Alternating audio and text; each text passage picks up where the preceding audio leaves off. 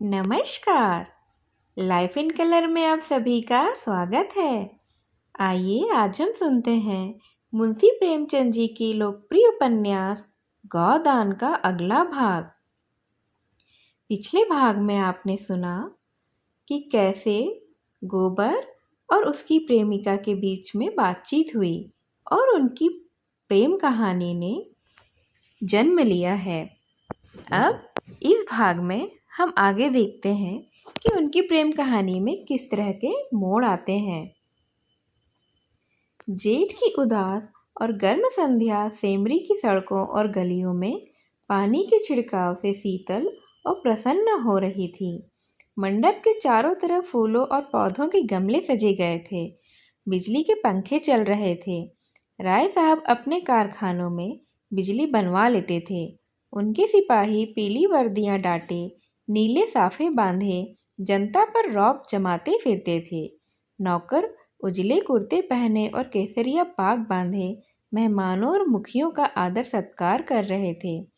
उसी वक्त एक मोटर सिंह द्वार के सामने आकर रुकी और उसमें से 3 महानुभाव उतरे। वह जो खद्दर का कुर्ता और चप्पल पहने हुए हैं, उनका नाम पंडित ओमकार नाथ है।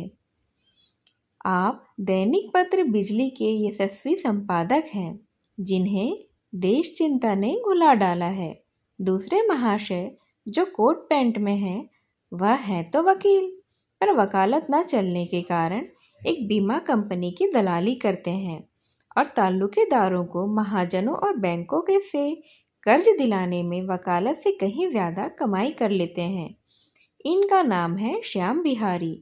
तनखा और तीसरे सज्जन जो रेशमी अचकन और तंग पजामा पहने हुए हैं, मिस्टर बी मेहता, यूनिवर्सिटी में दर्शन शास्त्र के अध्यापक हैं।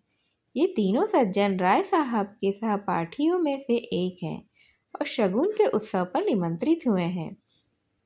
आज सारे इलाके के असामी आएंगे और शगुन के रुपये भेंट करेंगे। रात को धनुष यज्ञ होगा और मेहमानों की दावत भी होगी। होरी ने 5 रुपये शगुन के दे दिए हैं और एक गुलाबी मिर्जई पहने, गुलाबी पगड़ी बांधे, घुटने तक काछनी काछे, हाथ में एक खुरपी लिए और मुख पर पाउडर लगाए हुए राजा जनक का माली बन गया है और गुरूर से इतना फूल उठा है मानो यह सारा उत्सव उसी के पुरुषार्थ से हो रहा है। राय साहब ने मेहमानों का स्वागत किया। दोहरे बदन के ऊंचे आदमी थे।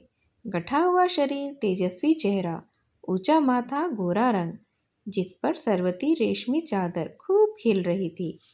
पंडित ओमकार नाथ ने पूछा, अब की कौन सा नाटक खेलने का विचार है?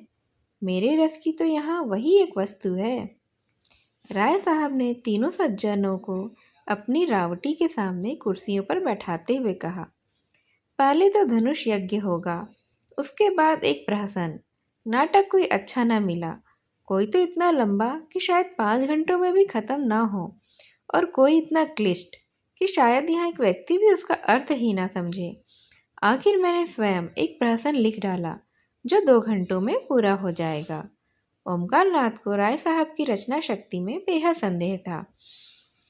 उनका ख्याल था कि प्रतिभा तो गरीबों ही में चमकती है, वह भी दीपक की भांति, जो अंधेरे ही में अपना प्रकाश दिखाता है, उपेक्षा के साथ जिसे छिपाने की भी उन्होंने चेष्टा नहीं की। पंडित ओमकार नाथ ने अपना मुंह फेर लिया। मिस्टर तनखा इन बेमतलब की बातों में न पड़ना चाहते थे, फिर भी राय साहब को दिखा देना चाहते थे कि इस विषय में उन्हें कुछ बोलने का अधिकार है। बोले, नाटक कोई भी अच्छा हो सकता है अगर उसके अभिनेता अच्छे हों। अच्छे से अच्छा नाटक बुरे अभिनेताओं के हाथ में पड़कर बुरा हो सकता है। जब तक स्टेज पर शिक्षित अभिनेत्रियां नहीं आती, हमारी नाट्य कला का उद्धार नहीं हो सकता।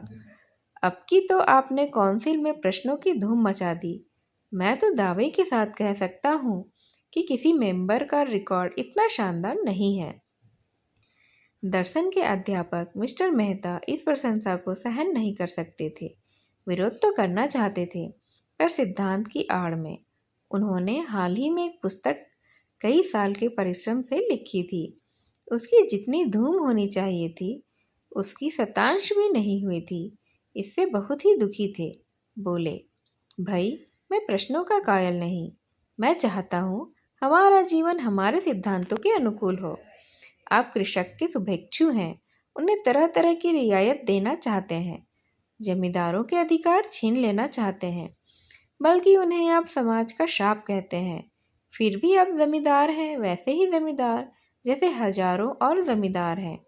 अगर आपकी धारणा है कि कृषकों के साथ रियायत होनी चाहिए, तो पहले आप खुद शुरू करें।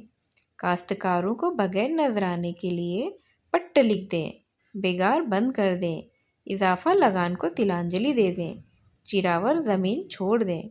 मुझे उन लोगों से ज़रा भी हमदर्दी नहीं है जो बातें तो करते हैं कम्युनिस्टों की, मगर जीवन है रईसों का, उतना ही विलासमय, उतना ही स्वार्थ से भरा हुआ।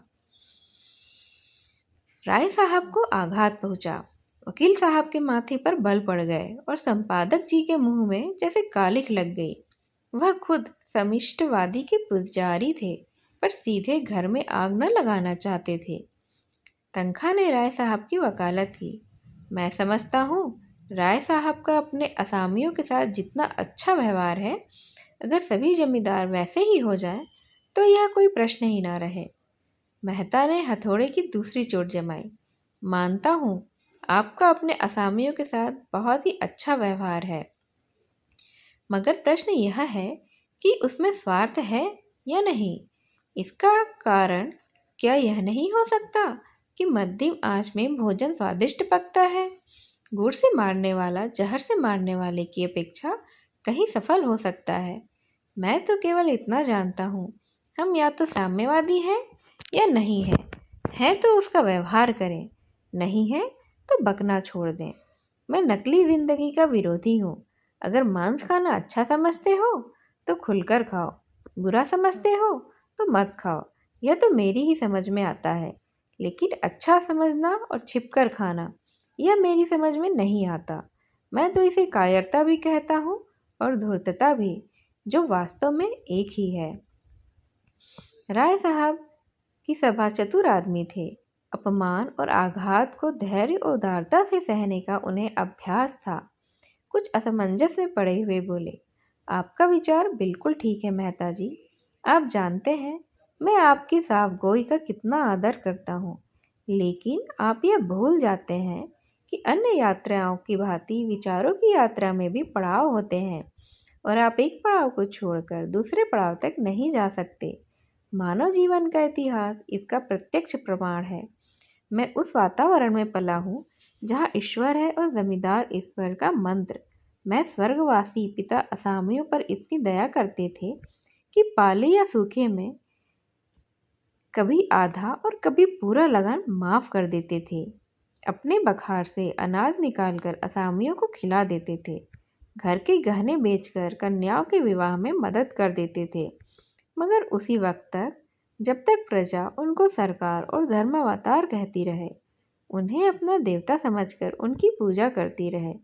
प्रजा को पालना उनका सनातन धर्म था, लेकिन अधिकार के नाम पर वह कौड़ी का एक दांत भी फोड़ कर देना नहीं चाहते थे। मैं उसी वातावरण में पला हूँ और मुझे गर्व है कि मैं व्यवहार में चाहे जो कुछ करूँ, विचारों में उनसे आगे बढ़ गया हूँ और यह मानने लग गया हूँ कि जब तक किसानों को यह रियायतें अधिकार के रूप में न मिलेंगी, केवल सद्भावना के आधार पर उनकी दशा सुधर नहीं सकती है। स्वेच्छा अगर अपना स्वार्थ छोड़ दे तो अपवाद है। मैं खुद सद्भावना करते हुए भी स्वार्थ नहीं छोड़ सकता और चाहता हूँ कि हमारे वर्ग को शासन और नीति के बल पर अपना स्वार्थ छोड़ने के लिए मजबूर कर दिया जाए। इसे आप कायरता कहेंगे, मैं इसे विवशता कहता हूँ। मैं इसे स्वीकार करता हूँ कि किसी को भी दूसरे के श्रम पर मोटे होने का अधिकार नहीं है। उपजीवी होना घोर लज्जा की बात है। कर्म करना प्राणी मात्र का धर्म है। समाज की ऐसी व्यवस्था जिसमें कुछ लोग मौज करें और अधिक लोग पिसें और खपें, कभी सुखद नहीं हो सकती। पूंजी और शिक्षा, जिसे मैं पूंजी का ही एक रूप समझता हूँ, इनकी कला जितनी जल्दी टूट जाए उतना ही अच्छा है। जिन्हें पेट की रोटी मैसर नहीं, उनके अफसर और नियोजक 10-10, 5-5 हजार फटकारें, यह हास्यास्पद है और लज्जास्पद भी है। इस व्यवस्था ने हम जमींदारों में कितनी विलासिता, कितना दुराचार, कितनी पराधीनता और कितनी निर्लजता भर दी है, यह भी मैं खूब जानता हूँ। इस तरह मेहता ने ताली बजाकर कहा, हियर हियर, आपकी जबान में जितनी बुद्धि है, काश उसकी आधी भी मस्तिष्क में होती। खेद यही है कि सब कुछ समझते हुए भी आप अपने विचारों को व्यवहार में नहीं लाते हैं। ओमकारनाथ बोले, अकेला चना भार नहीं फोड़ सकता मिस्टर मेहता। हमें समय के साथ चलना भी है और उसे अपने साथ चलाना भी है। बुरे कामों में ही सहयोग करने की ज़रूरत नहीं होती, अच्छे कामों के लिए भी सहयोग उतना ही ज़रूरी होता है। राय साहब ने ऊपरी खेद लेकिन भीतरी संतोष से संपादक जी को देखा और बोले, व्यक्तिगत बातों पे आलोचना न कीजिए संपादक जी, हम यह समाज की व्यवस्था पर ही विचार कर रहे हैं। मिस्टर मेहता उसी ठंडे मन से बोले, नहीं नहीं, मैं इसे बुरा नहीं समझता। समाज व्यक्ति से ही बनता है और व्यक्ति को भूलकर हम किसी व्यवस्था पर विचार नहीं कह सकते। मैं इसीलिए इतना वेतन लेता हूँ कि मेरी इस व्यवस्था पर विश्वास नहीं है। संपादक जी को अचंभा हुआ। अच्छा, तो आप वर्तमान व्यवस्था के समर्थक हैं क्या? मैं सिद्धांत का समर्थक हूँ कि संसार में छोटे बड़े हमेशा रहेंगे और उन्हें हमेशा रहना चाहिए। इसे मिटाने की चेष्टा करना मानव जाति के सर्वनाश का ही कारण है। कुश्ती का जोर बदल गया। राय साहब किनारे खड़े हो गए और संपादक जी मैदान में उतरे। आप 20वीं शताब्दी में भी ऊंच नीच का भेद मानते हैं? जी हाँ, मानता हूँ और बड़े जोरों से मानता हूँ। आपकी बातें सुनकर मुझे आश्चर्य हो रहा है। आश्चर्य अज्ञान का ही दूसरा नाम है। मैं आपका कृतज्ञ हूँ। अगर आप इस विषय पर कुछ लेखमाला शुरू कर दें। जी, मैं इतना अहमक नहीं हूँ।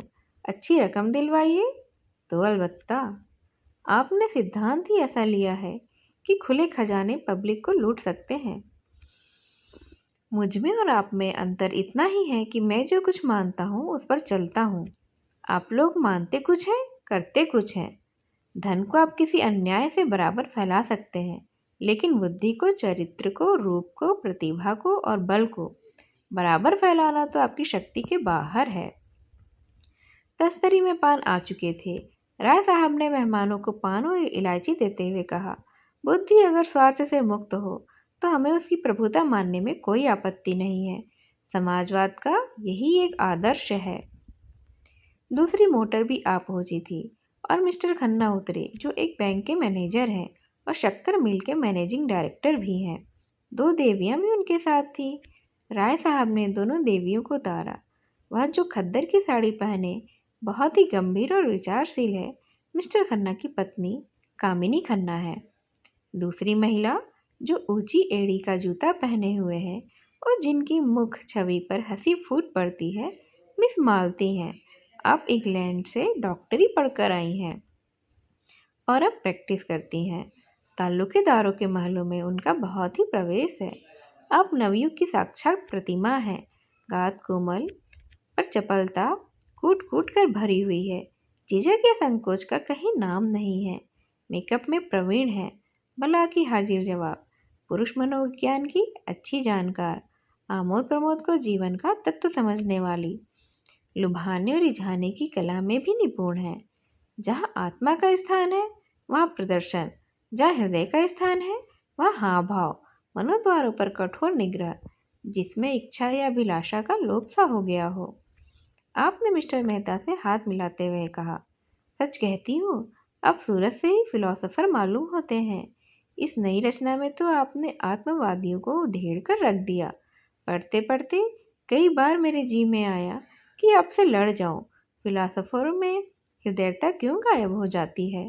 मेहता जी झेप गए। बिन ब्याहे थे और नवयुग की रमणियों से पनाह मांगते थे। पुरुषों की मंडली में खूब चहकते थे, मगर ज्यों ही कोई महिला आई और आपकी जबान बंद हुई, जैसे बुद्धि पर ताला ही लग गया हो। स्त्रियों से शिष्ट व्यवहार करने की सुधि नहीं रहती थी। मिस्टर खन्ना ने पूछा, फिलोसोफरों की सूरत में क्या खास बात होती है देवी जी? मालती ने मेहता की ओर दया भाव से देखकर कहा, मिस्टर मेहता बुरा न माने तो बतला दूं। खन्ना मिस मालती के उपासकों में थे। जहाँ मिस मालती जाए वहाँ खन्ना का पहुँचना तो लाजिम था। उनके आसपास भौरे की तरह मंडराते रहते थे।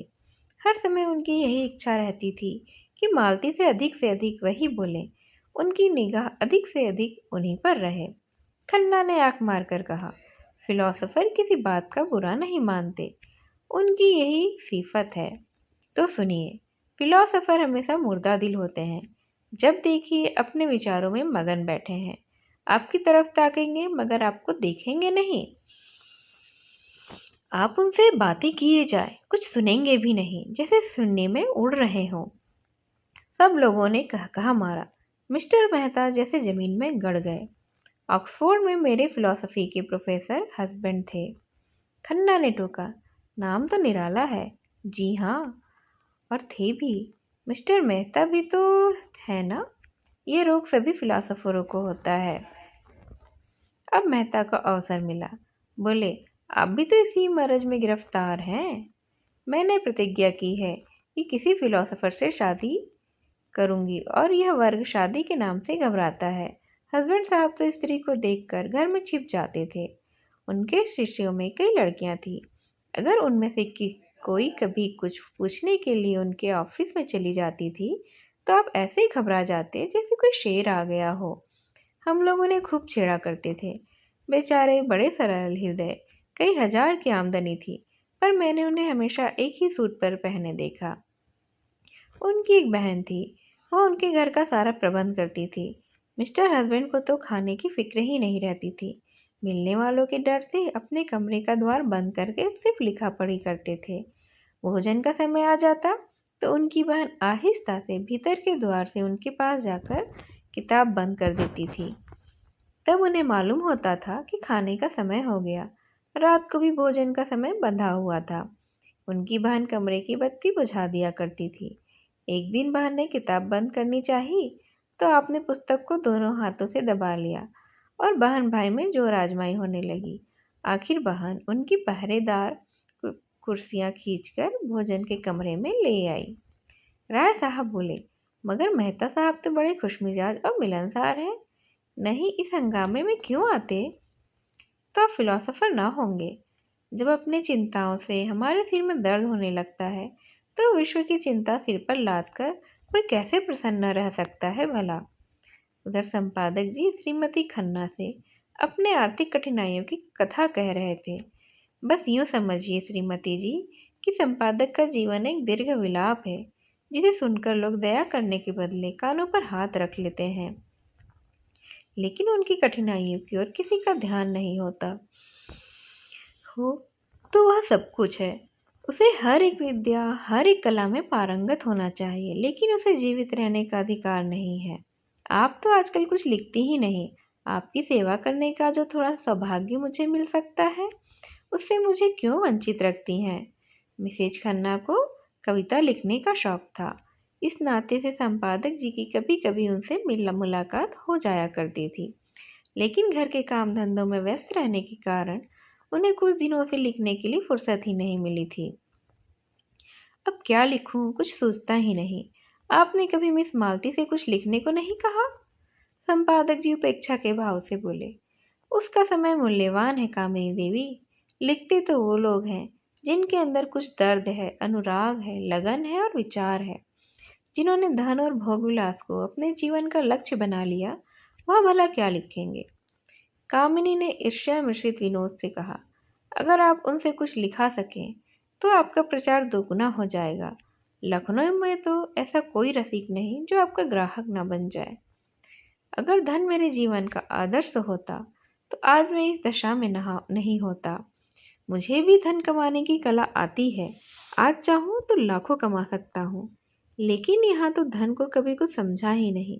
साहित्य की सेवा अपने जीवन का ध्येय है और हमेशा रहेगा।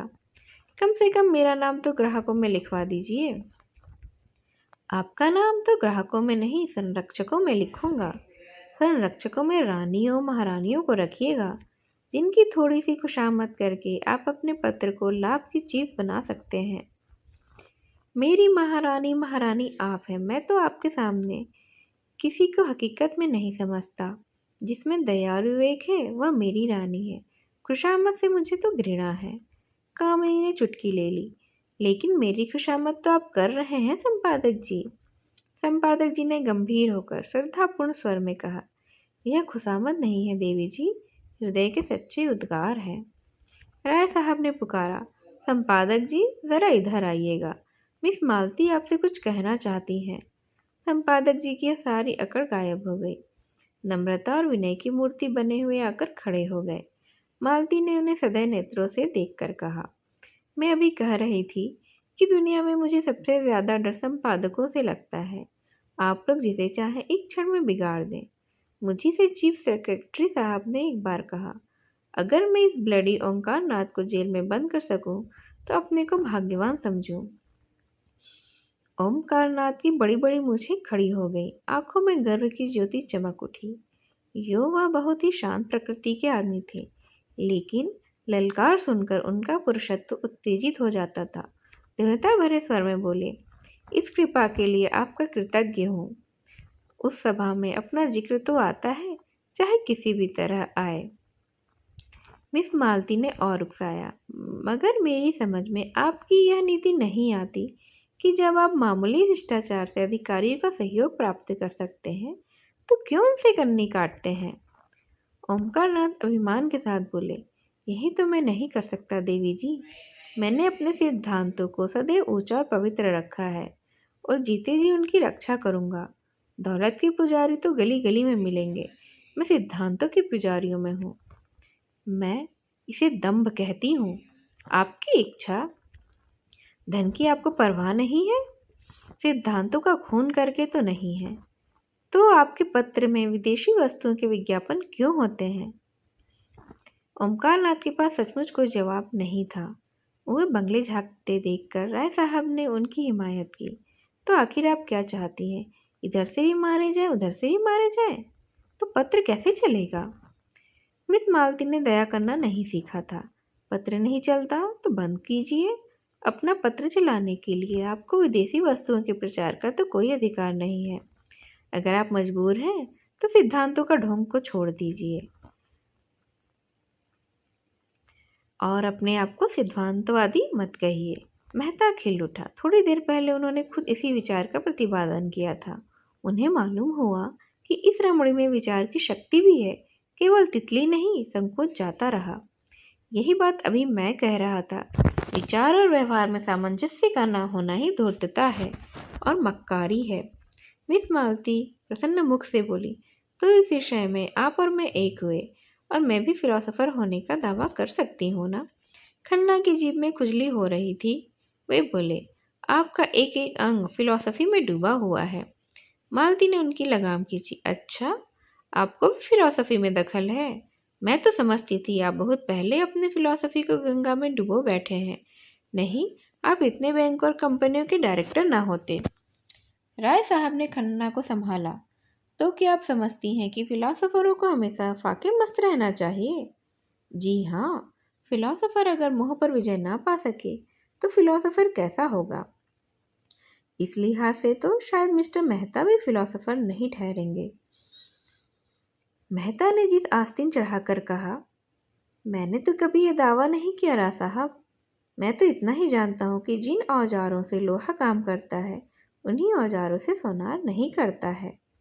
ओमकार नाथ समिष्टवादी थे। व्यक्ति की इस प्रधानता को कैसे स्वीकार करते। इसी तरह हर एक मजदूर कह सकता है कि उसे काम करने की सुविधाओं के लिए 1000 महीने की ज़रूरत है। अगर आप समझते हैं कि उस मजदूर के बगैर आपका काम नहीं चल सकता तो आपको ये सुविधाएं तो देनी ही पड़ेंगी। अगर वही काम दूसरा मजदूर थोड़ी सी मजदूरी में कर दे तो कोई वजह ही नहीं कि पहले मजदूर की खुशामद करें। अगर मजदूरों के हाथ में अधिकार होता तो मजदूरों के लिए स्त्री और शराब भी उतनी ही ज़रूरी सुविधा हो जाती जितनी फिलोसोफरों के लिए है। तो आप विश्वास मानिए, मैं उनसे ईर्ष्या नहीं करता। जब आपका जीवन सार्थक करने के लिए स्त्री इतनी आवश्यक है तो आप शादी क्यों नहीं कर लेते। मेहता ने निसंकोच भाव से कहा, इसलिए कि मैं समझता हूँ मुक्त भोग आत्मा के विकास में बाधक नहीं होता। विवाह तो आत्मा को और जीवन को एक पिंजरे में बंद कर देता है। खन्ना ने भी इसका समर्थन किया। बंधन और निग्रह पुरानी थ्योरियां हैं, नई थ्योरी मुक्त भोग है। मालती ने चोटी पकड़ी। जो मिसेज खन्ना को तलाक के लिए तैयार रहना चाहिए। तलाक का बिल तो हो, शायद उसका पहला उपयोग आप ही करेंगे। कामिनी ने मालती की ओर विष भरी आंखों से देखा और मुंह सिकोड़ लिया, मानो कह रही हो, खन्ना तुम्हें मुबारक रहे, मुझे परवाह नहीं है। मालती ने मेहता की तरफ देखकर कहा, इस विषय में आपके क्या विचार है मिस्टर मेहता? मेहता गंभीर हो गए। विवाह को मैं सामाजिक समझौता समझता हूँ और उसे तोड़ने का अधिकार न पुरुष को है न स्त्री को है। तो आप तलाक के विरोधी हैं, क्यों? पक्का। और मुक्त भोग वाला सिद्धांत, वह उनके लिए है जो विवाह नहीं करना चाहते। अपनी आत्मा का संपूर्ण विकास सभी चाहते हैं, पर विवाह कौन करे और क्यों करे? इसीलिए कि मुक्ति सभी चाहते हैं, पर ऐसे बहुत कम हैं जो लोभ से अपना गला छुड़ा सकें। धनुष यज्ञ का अभिनय निकट था। 10 से 1 तक धनुष यज्ञ, 1 से 3 तक प्रहसन, एक यह प्रोग्राम था। भोजन की तैयारियां शुरू हो गई। मेहमानों के लिए बंगले में रहने का अलग अलग प्रबंध था। खन्ना परिवार के लिए 2 कमरे रखे गए थे और भी कितने मेहमान आए थे जिनका स्वागत बहुत अच्छे से किया गया था। भोजन शुरू हो गया तो मिस मालती ने पूछा, संपादक जी कहाँ रह गए? किसी को भेजो राय साहब, उन्हें पकड़ कर लाएं। राय साहब ने कहा, वह वैष्णव हैं, उन्हें यहाँ बुलाकर क्यों बेचारे का धर्म भ्रष्ट करोगी? बड़ा ही आचारनिष्ठ आदमी है। अजी और कुछ ना सही तमाशा तो रहेगा ना। सहसा एक सज्जन को देखकर उसने पुकारा, आप भी तशरीफ रखते हैं मिर्जा खुर्शीद, यह काम आपके सुपुर्द। आपकी लियाकत की परीक्षा हो जाएगी। मिर्जा खुर्शीद गोरे चिट्टे आदमी थे, भूरी भूरी मूछें, नीली आंखें, दोहरी देह, चांद के बाल सफाचट, चखलियाँ अचकन और चूड़ीदार पजामा पहने थे। ऊपर से हैट लगा लेते थे। काउंसिल के मेंबर थे, पर फलाहार समय खर्राटे लेते रहते थे। वोटिंग के समय चौक पड़ते थे और नेशनलिस्टों की तरफ से वोट देते थे। सूफी मुसलमान थे, 2 बार हज कर आए थे, मगर शराब खूब पीते थे। कहते थे, जब हम खुदा का एक हुक्म भी कभी नहीं मानते तो दीन के लिए क्यों जान देंगे। निराश होकर वहां से वे लखनऊ जाना चाहते थे। गाड़ी में एक महात्मा से उनका साक्षात हुआ। महात्मा जी ने उन्हें सब्ज बाग दिखाकर उनकी घड़ी, अंगूठियां, रुपये सब उड़ा लिए थे। बेचारे लखनऊ पहुंचे तो देह के कपड़ों के सिवा उनके पास कुछ न था। राय साहब ने पुरानी मुलाकात थी, कुछ उनकी मदद से और कुछ अन्य मित्रों की मदद से एक जूते की दुकान खोल ली थी। वह अब लखनऊ की सबसे चलती हुई जूते की ही दुकान थी। 400-500 रोज की बिक्री थी। जनता को उन पर थोड़े ही दिनों में इतना विश्वास हो गया कि वह बड़े भारी मुस्लिम ताल्लुकेदार को नीचा दिखाकर काउंसिल में पहुंच गए थे। चारों तरफ से आवाज़ आ रही थी कि मिस मालती आज अपना कमाल दिखाइए। मालती ने मिर्जा को ललकारा, कुछ इनाम दोगे? 100 रुपये की एक थैली। खुश 100 रुपये, लाख रुपए का धर्म बिगाड़ूं 100 के लिए? अच्छा, आप खुद ही फैसला कर लीजिए कि आपको क्या चाहिए। 1000 कौड़ी कम नहीं होती है। अच्छा, मंजूर है। जी नहीं, लाकर मेहता जी के हाथ में पहले रख दीजिए। मिर्जा जी ने तुरंत 100 रुपये का नोट जेब से निकाला और उसे दिखाते हुए खड़े होकर बोले, भाइयों, ये हम सब मर्दों की इज्जत का मामला है। अगर मिस मालती की फरमाइश पूरी ना हुई तो हमारे लिए कहीं मुंह दिखाने की जगह नहीं रहेगी। अगर मेरे पास रुपये होते तो मैं मिस मालती की एक एक अदा पर 1-1 लाख रुपए कुर्बान कर देता। भाषण समाप्त करते ही मिर्जा जी ने हर एक की जेब की तलाशी शुरू कर दी। पहले मिस्टर खन्ना की तलाशी हुई। उनकी जेब से 5 रुपये निकले। मिर्जा ने मुंह फीका करके कहा, वाह खन्ना साहब वाह, नाम बड़े और दर्शन थोड़े। इतनी कंपनियों के डायरेक्टर, लाखों की आमदनी और आपके जेब में 5 रुपये। लाहौल विलाकुवत, कहाँ है मेहता? अब जरा जाकर मिसेज खन्ना से कम 100 रुपये वसूल कर कर लेके आए। खन्ना खिसिया कर बोले, अजी उनके पास एक पैसा भी ना होगा। कौन जानता था कि यहाँ आप तलाशी लेना शुरू कर देंगे। खैर, आप खामोश रहिए, अभी अपनी तकदीर को आजमा लें। अच्छा, तो मैं जाकर उनसे पूछता हूँ। मेहता शराब पीकर मस्त हो जाते थे। उसी मस्ती में उनका दर्शन उड़ जाता था और विनोद सजीव हो जाता था। लपक कर मिसेस खन्ना के पास गए और 5 मिनट में मुंह लटकाए लौट आए। मिर्जा ने पूछा, अरे क्या खाली हाथ आए हो? राय साहब हंसे, काजी के घर चूहे भी सयाने। मिर्जा ने कहा, हो बड़ी खुशनसीब खन्ना, खुदा की कसम। मेहता ने कहा मारा और जेब से 100-100 रुपये के 5 नोट निकाले। मिर्जा ने लपक कर उन्हें गले लगा लिया। चारों तरफ से आवाज़ आने लगी, कमाल है, मानता हूँ उस्ताद, क्यों ना हो, फिलोसोफर ही जो ठहरे। मिर्जा ने नोटों को आंखों से लगाकर कहा, भाई मेहता, आज से मैं तुम्हारा शागिर्द हो गया, बताओ क्या जादू मारा। मेहता अकड़कर लाल लाल आंखों से ताकते हुए बोले, अजी कुछ नहीं, ऐसा कौन सा बड़ा काम था, जाकर पूछा अंदर आऊं। बोली, आप हैं मेहता जी, आइए आइए। मैंने अंदर जाकर कहा, वहाँ लोग ब्रिज खेल रहे हैं, मिस मालती 500 रुपये हार गई है और अपनी अंगूठी बेच रही है। अंगूठी 1000 से कम की नहीं है, आपने तो देखा है, बस वही। आपके पास रुपये हो तो 500 रुपये देकर 1000 की चीज़ ले लीजिए, ऐसा मौका फिर ना मिलेगा। मिस मालती ने उस वक्त रुपये न दिए तो बेदाग निकल जाएंगी, पीछे से कौन देता है भला। शायद इसीलिए उन्होंने अंगूठी निकाली है कि 500 रुपये किसके पास धरे होंगे। मुस्कुराई और वे चट से बटुए से 5 नोट निकाल कर दे दिए और बोली, मैं बिना कुछ लिए घर से नहीं निकलती, न जाने कब क्या ज़रूरत पड़ जाए। खन्ना खिसियाकर बोले, जब हमारे प्रोफेसरों का यह हाल है तो यूनिवर्सिटी का ईश्वर ही मालिक है। खुर्शीद ने घाव पर नमक छिड़क दिया, अरे तो ऐसी कौन सी बड़ी रकम है जिसके लिए आपका दिल बैठा जाता है? खुदा झूठ न बुलवाए तो यह आपकी एक दिन की आमदनी है, समझ लीजिएगा। एक दिन बीमार पड़ गए और जाएगा भी तो मिस मालती के ही हाथ में। मालती ने ठोकर मारी, देखिए मिर्जा जी, तबेले में लती हाउज अच्छी नहीं होती। मिर्जा ने दुम हिलाई, कान पकड़ता हूँ देवी जी। मिस्टर तनख्वाह की तलाशी हुई, मुश्किल से 10 रुपये निकले। मेहता की जेब से केवल 98 निकली। कई सज्जनों ने 1-1, 2-2 रुपये खुद दे दिए। हिसाब जोड़ा गया तो 300 की कमी थी। यह कमी राय साहब ने उदारता के साथ पूरी कर दी। संपादक जी ने मेवे और फल खाए थे, जरा कमर सीधी कर रहे थे कि राय साहब ने जाकर कहा, आपको मिस मालती याद कर रही हैं। खुश होकर बोले, मिस मालती मुझे याद कर रही हैं? धन्य भाग, राय साहब के साथ ही हाल ही में आप विराजे हैं। उधर नौकरों ने मेजें साफ कर दी थी। मालती ने आगे बढ़कर उनका स्वागत किया। संपादक जी ने नम्रता दिखाई, बैठिए, तकल्लुफ न कीजिए, मैं इतना बड़ा आदमी नहीं हूँ। मालती ने श्रद्धा भरे स्वर में कहा, आप जो है तकल्लुफ समझते होंगे, मैं समझती हूँ, मैं आपका सम्मान बढ़ा रही हूँ।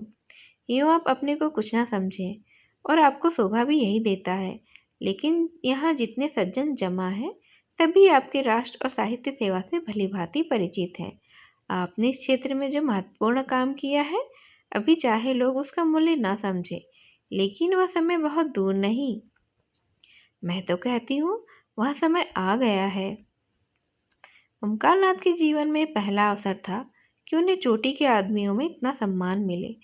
यूँ वह कभी कभी आम जलसों में बोलते थे और कई सभाओं के मंत्री और उपमंत्री भी थे, लेकिन शिक्षित समाज ने अब तक उनकी उपेक्षा ही की थी। उन लोगों में वह किसी तरह मिल नहीं पाते थे, इसलिए आम जलसों में उनकी निष्क्रियता और स्वार्थदंधता की शिकायत किया करते थे और अपने पत्र में एक एक को रेंगते थे। कलम तेज थी, वाणी कठोर, साफ गोई की जगह उच्च खिलता कर बैठते थे, इसीलिए लोग उन्हें खाली ढोल समझते थे। उसी समाज में आज उनका इतना सम्मान। कहाँ है आज स्वराज और स्वाधीन भारत और हंटर के संपादक? आकर देखें और अपना कलेजा ठंडा करें। आज अवश्य ही देवताओं की उन पर कृपा दृष्टि है। मिस मालती इसे किसी तरह स्वीकार नहीं कर सकती। सभापति पंडित जी को बनाना पड़ेगा। नगर में उसे ऐसा प्रभावशाली व्यक्ति दूसरा दिखाई नहीं देता, जिसकी कलम में जादू, जिसकी जबान में जादू है, जिसके व्यक्तित्व में जादू है। वह कैसे कहता है कि प्रभावशाली नहीं है? वह जमाना गया जब धन और प्रभाव में मेल था, अब प्रतिभा और प्रभाव के मेल का ही योग है। संपादक जी को यह पद अवश्य स्वीकार करना पड़ेगा। मंत्री मिस मालती होंगी, इस सभा के लिए 1000 का चंदा भी हो गया है और अभी तो सारा शहर और प्रांत पड़ा हुआ है। 4-5 लाख मिल जाना तो मामूली सी बात है। उन्होंने यह पद प्रधान पद की किसी प्रभावशाली पुरुष को दिया जाए। मैं पदों में विश्वास नहीं रखती, मैं तो सेवक हूँ, सेवा करना चाहता हूँ। यह कहा तब उन्होंने प्रधान पद के लिए उन्हें नोमित किया था। ओमकारनाथ पर कुछ नशा सा चढ़ने लगा। उनके मन में जो एक प्रकार की फुरहरी सी उठ रही थी, उसने गंभीर उत्तरदायित्व का रूप धारण कर लिया था। बोले, मगर यह आप समझ लें मिस मालती कि यह बहुत बड़ी जिम्मेदारी का काम है। आपको अपना समय देना पड़ेगा। मिर्जा जी ने पुकार दिया, आपका बड़े से बड़ा दुश्मन भी यह नहीं कह सकता कि आप अपना कर्ज अदा करने के पीछे रह सकते हैं। मिस मालती ने देखा शराब कुछ कुछ असर करने लगी है, तो और भी गंभीर बनकर बोली, अगर हम लोग इस काम की महानता को ना समझते तो न यह सभा स्थापित होती, न आप इसके सभापति होते। हम किसी रईस या ताल्लुकीदार को सभापति बनाकर खूब धन बटोर सकते थे और सेवा की आड़ में स्वार्थ सिद्ध कर सकते हैं, लेकिन यह हमारा उद्देश्य नहीं है। हमारा एकमात्र उद्देश्य जनता की सेवा करना है। ओमकारनाथ ने जैसे नशे में झूमते हुए कहा, हमें गवर्नर के पास डेपुटेशन ले जाना होगा। मिर्जा खुर्शीद बोले, जरूर। उनसे कहना होगा कि किसी सभ्य शासन के लिए यह कितनी लज्जा और कलंक की बात है कि ग्रामोत्थान का अकेला पत्र होने पर भी बिजली का अस्तित्व तक नहीं स्वीकार किया जाता है। मिर्जा खुर्शीद ने कहा, अवश्य। मैं गर्व नहीं करता, अभी गर्व करने का समय नहीं आया, लेकिन मुझे इसका दावा है कि ग्राम्य संगठन के लिए बिजली ने जितना उद्योग की किया है। मिस्टर मेहता ने सुधारा, नहीं वहाँ से तपस्या कहिए, तपस्या। मिस्टर मेहता को धन्यवाद देता हूँ। हाँ, इसे तपस्या ही कहना चाहिए, बड़ी कठोर तपस्या। बिजली ने तो तपस्या की है, वह इस प्रांत के ही नहीं, इस राष्ट्र के इतिहास में अभूतपूर्व है। मिर्जा खुर्शीद बोले, जरूर। मिस मालती ने एक पैग और दिया, हमारे संघ ने निश्चय भी किया है कि काउंसिल में अब की जो जगह खाली हो उसके लिए आपको उम्मीदवार खड़ा किया जाए। ओमकारनाथ की आंखों की ज्योति दुगनी हो गई। गर्वपूर्ण नम्रता से बोले, मैं आप लोगों का सेवक हूँ, मुझसे जो काम चाहे ले लीजिए। हम लोगों को आपसे ऐसी ही आशा है। हम अब तक झूठे देवताओं के सामने नाक रगड़ते रगड़ते हार गए और कुछ हाथ भी नहीं लगा है। अब हमने आपसे सच्चा पथ प्रदर्शक, सच्चा गुरु पाया है। राय साहब ने शंका की, मेरे विचार में एकता का यह आशय नहीं है कि सब लोग खान पान का विचार छोड़ दें। मैं शराब नहीं पीता तो क्या मुझे सभा से अलग हो जाना पड़ेगा? मालती ने निर्मम स्वर में कहा, बेशक अलग हो जाना पड़ेगा। आप इस संग में रहकर किसी तरह का भेद नहीं कर सकते हैं। मेहता जी ने घड़े को ठोका, मुझे संदेह है कि हमारे सभापति जी स्वयं खान पान की एकता में विश्वास नहीं रखते हैं। ओमकारनाथ का चेहरा जर्द पड़ गया। इस बदमाश ने यह क्या बेवक्त की शहनाई बजा दी। दुष्ट कहीं गड़े मुर्दे न उखाड़ने लगे। नहीं, यह सारा सौभाग्य स्वप्न की भांति शून्य में विलीन हो जाएगा। मिस मालती ने उनके मुंह की ओर जिज्ञासा की दृष्टि से देखकर दृढ़ता से कहा, आपको संदेह निराधार है मेहता महोदय।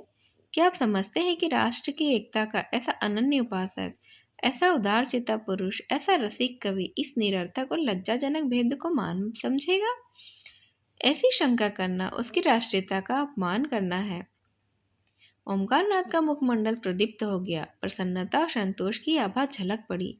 मालती ने भी उसी स्वर में कहा, और इससे भी अधिक उसकी पुरुष भावना का।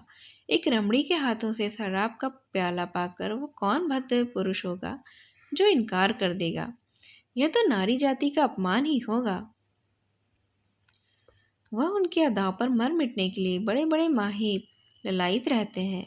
लाइए बोतल और प्याले और दौर चलने दीजिए। इस महान अवसर पर किसी तरह की शंका, किसी भी तरह की आपत्ति राष्ट्रद्रोह से कम नहीं। पहले हम अपने सभापति की सेहत का जाम पिएंगे। बर्फ, शराब और सोडा पहले से ही तैयार थी। मालती ने ओमकारनाथ को अपने हाथों से लाल विष से भरा हुआ गिलास दिया और उन्हें कुछ ऐसी जादू भरी चितवन से देखा कि उनकी सारी निष्ठा, सारी वर्ण श्रेष्ठता काफुर हो गई। मन ने कहा, सारा आचार विचार परिस्थितियों के अधीन है।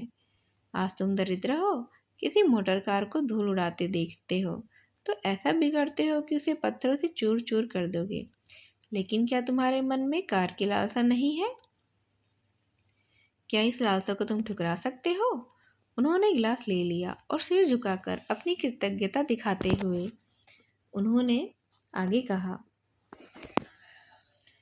और बात करते हुए वे एक सांस में पी गए। तब लोगों को गर्व भरी आंखों से देखा, मानो कह रहे हो, अब तो आपको मुझ पर विश्वास आया। क्या समझते हो मैं नीरा पोंगा पंडित हूँ?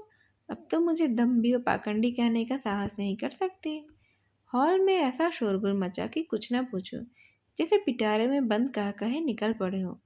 वाह देवी जी, क्या कहना है, कमाल है मिस मालती, कमाल। तोड़ दिया नमक का कानून, तोड़ दिया धर्म का किला, तोड़ दिया नेम का घड़ा, फोड़ दिया। ओमकार नाथ के कंठ के नीचे शराब का पहुंचना था कि उनकी रसिकता वाचाल हो गई। मुस्कुरा कर बोले, मैंने अपने धर्म की थाती मिस मालती के कोमल हाथों में सौंप दी है और मुझे विश्वास है यह उसकी यथोचित रक्षा करेंगी। अब कह से हॉल गूंज उठा। संपादक जी के चेहरा फूल उठा था, आंखें झुक पड़ती थी। दूसरा गिलास भरकर बोले, यह मिस मालती की सेहत का जाम है, आप लोग पिए और आशीर्वाद दें। लोगों ने फिर अपने अपने गिलास खाली कर दिए। उसी वक्त मिर्जा खुर्शीद ने एक माला लाकर संपादक जी के गले में डाल दी और बोले, सज्जनों, फिदवी ने अभी अपने पूज्य सदर साहब की शान में एक कसीदा कहा है, आप लोगों की इजाज़त हो तो सुनाओ। सब ने कहा, हाँ हाँ सुनाइए। ओमकार नाथ भंग तो आए दिन पिया करते थे और उनका मस्तिष्क इसका अभ्यस्त भी हो गया था, मगर शराब पीने का उन्हें पहला ही अवसर था। भंग का नशा मंथर गति से एक स्वप्न की भांति आता है और मस्तिष्क पर मेघ के समान छा जाता है। उनकी चेतना बनी रहती थी। उन्हें खुद मालूम होता था कि इस समय उनकी वाणी बड़ी लच्छेदार होती है और उनकी कल्पना बहुत ही प्रबल है। शराब का नशा उनके ऊपर सिंह की भांति झपटा और दबोच बैठा था। वह कहते कुछ और थे, मुंह से निकलता कुछ और ही जाता था। मिर्जा ने हाथ जोड़कर कहा, हुजूर, अब तो तारीफ करना बंद करिए। संपादक जी ने लाल पर ज्योतिहीन नेत्रों से देखा, तुम हमारी तारीफ करने की कोशिश कर रहे हो, बोलो हमारी तारीफ की। हम किसी के नौकर नहीं हैं, किसी के बाप के नौकर नहीं हैं, किसी साले का दिया नहीं खाते। हम खुद संपादक हैं, हम बिजली का संपादक हैं। हम सबको तारीफ करेगा। देवी जी, हम तुम्हारी तारीफ नहीं करेगा। हम कोई बड़ा आदमी नहीं है, हम सबका गुलाम है। यह कहते हुए मालती के चरणों की तरफ झुके और मुंह के बल फर्श पर गिर पड़े। मिर्जा खुर्शीद ने दौड़कर उन्हें संभाल लिया। वो कुर्सियां हटाकर वहीं जमीन पर लेटा दिया था। राय साहब ने कहा, कल देखना कितना बिगड़ता है। एक एक को अपने पत्र में रखे देगा और ऐसा रखे देगा कि आप भी याद करेंगे। कई आदमी ने संपादक जी को उठाया और ले जाकर उनके कमरे में लिटा दिया। उधर पंडाल में धनुष यज्ञ हो रहा था। कई बार इन लोगों को बुलाने के लिए आदमी आ चुके थे। कई हुक्काम भी पंडाल में आ पहुंचे थे। लोग उधर जाने के लिए तैयार हो रहे थे कि सहसा एक अफगान आकर खड़ा हो गया था।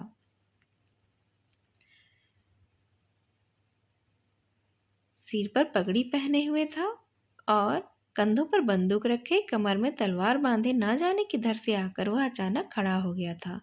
वह गरज कर बोला, खबरदार, कोई यहाँ मत आ जाओ। हमारा साथ का आदमी पर डाका पड़ा है। यहाँ का जो सरदार है वह हमारा आदमी को लूट लिया है। उसका माल तुमको देना होगा, एक एक कौड़ी देना होगा। कहाँ है सरदार, उसको बुलाओ। राय साहब के सामने आकर क्रोध भरे स्वर में कहा, कैसी लूट, कैसा डाका? यह तुम लोगों का काम है। यहाँ कोई किसी को नहीं लूटता। साफ साफ कहो, मामला क्या है? अफगान ने आंखें निकाली और बंदूक का कुंदा जमीन पर पटक कर बोला, हमसे पूछता है कैसा लूट, कैसा डाका? तुम लूटता है, तुम्हारा आदमी लूटता है। हम यहाँ की कोठी का मालिक है। हमारी कोठी में 25 जवान हैं। हमारा आदमी रुपये तहसील कर लाता है 1000। वह तुम लूट लिया और कहता है कैसा डाका? हम बताएगा कैसा डाका होता है। हमारा 25वां जवान अभी आता है। हम तुम्हारा गांव लूट लेगा, कोई साला कुछ नहीं कर सकता। खन्ना ने अफगान के तेवर देखे तो चुपके से उठकर निकल गए। सरदार ने जोर से डांटा, कहाँ जाता तुम? कोई कहीं नहीं जा सकता। नहीं, हम सबको कत्ल कर देगा, अभी फैर कर देगा, हमारा कुछ नहीं कर सकता तुम। हम तुम्हारा पुलिस से नहीं डरता, पुलिस का आदमी हमारा शकल देखकर ही भागता है। मिस मालती उसकी आंख बचाकर कमरे से निकलने लगी कि वो बाज की तरह टूटकर उनके सामने आ खड़ा हुआ और बोला, तुम इन बदमाशों से हमारा माल दिलवाए। नहीं, हम तुमको उठाकर ले जाएगा, अपने कोठी में जश्न मनाएगा। तुम्हारा हुस्न पर हम आशिक हो गया है। या तो हमको 1,000 अभी दबी दे दो, या तुमको हमारे साथ चलना पड़ेगा। तुमको हम नहीं छोड़ेगा, हम तुम्हारा आशिक हो गया है। मजलिस पर आतंक छा गया। मिस मालती अब चहकना भूल गई। खन्ना की पिंडलियां कांप रही थी। बेचारे चोट चपेट के भय से एक मंजिले बंगले में रहते थे। जीने पर चढ़ना उनके लिए सूली पर चढ़ने से कम नहीं था। गर्मी में भी डर के मारे कमरे में ही सोते थे। राय साहब को ठकुराई का अभिमान है। वह अपने ही गांव में एक पठार से डर जाना हास्यास्पद समझते थे। आखिर उन्होंने दिल मजबूत किया और जान पर खेलकर बोले, हमने आपसे कह दिया कि हम चोर डाकू नहीं हैं। मैं यहाँ की काउंसिल का मेंबर हूँ और यह देवी जी लखनऊ की सुप्रसिद्ध डॉक्टर हैं। यहाँ सभी शरीफ और इज्जतदार लोग जमा हैं। हमें बिल्कुल खबर नहीं है आपके आदमियों को किसने लूटा। आप जाकर थाने में रपट लिखवाइए। खान ने जमीन पर पैर पटका, पैतरे बदले बंदूक को कंधों से उतारकर हाथ में लेता हुआ दहाड़ा, मत बकबक करो। काउंसिल का मेंबर को हम इस तरह पैरों से कुचल देता है। हमारा हाथ मजबूत है, हमारा दिल मजबूत। हम खुदा ताला के सिवा और किसी से नहीं डरता। तुम हमारा रुपया नहीं देगा, तुम अभी तुमको कत्ल कर देगा। अपनी तरफ बंदूक की दो नाली देखकर राय साहब झुककर मेज के बराबर आ गए। अजीब मुसीबत में जान फंस गई थी। शैतान बरबस कहे जाते हैं। तुमने हमारे रुपये लूट लिए, ना कुछ सुनता है, ना कुछ समझता है, न किसी को बाहर आने जाने देता है। भला अब क्या होगा? नौकर चाहकर जो है धनुष्य के देखने में मगन थे। जमींदारों के नौकर यूं भी आलसी और कामचोर ही होते हैं। मिर्जा साहब ने अंग्रेजी में बोला, अब क्या करना चाहिए? मिर्जा साहब ने चकित नेत्रों में देखा, क्या बताऊं, कुछ अक्ल काम ही नहीं करती है। पिस्तौल भी घर में ही है। खन्ना रोना मुंह बनाकर बोले, कुछ रुपया देकर किसी तरह इन्हें टाला जाए यहाँ से। राय साहब ने मालती की ओर देखा। देवी जी, आप क्या सलाह देती हैं?